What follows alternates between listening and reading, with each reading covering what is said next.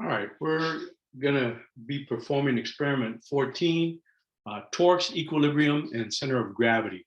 Now, we don't have the fancy setup that we have in figure 14.4 that you look on your lab report. Figure 14.4 has these nice clamps and weight hangers.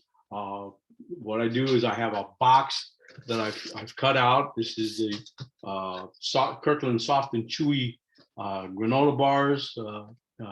I like them. In fact, there's still a few bars in there, but I've cut it out so that the meter stick can swing back and forth.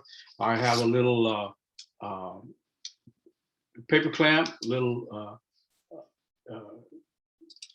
clamp there, and I just have a little metal straw. That's my balancing point, and you can see I've got the meter stick. I went out and got a meter stick so that we could perform this. $5.95 at Analytical Scientific. Thank you, Analytical Scientific. And you can see it's balanced. And the balance point on this is not quite at 50 centimeters. It's at 49.6 centimeters. That's the balancing point. I played with it over and over, and you can see with no weights on it, it's at 49.6. And so we have the box, we have the meter stick, we have the balancing point, we have we need a 50 gram. So this is just a little medicine bottle, empty, and I just threw some nuts and bolts in there to make it 50 grams.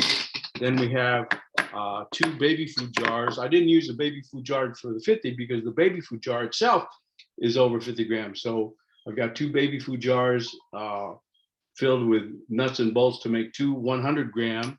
And then I've got another baby food jar with a few more nuts and bolts to make 200 grams. And that's what we're going to use for this setup. So this is just showing you the experimental setup that we're going to do. You don't need any fancy equipment. I'm not asking you to do it. I'm going to do it. But since I'm not in the lab at school, we're just going to use the simple makeshift tools to perform this experiment. Okay, that's the intro to, or that's the setup description.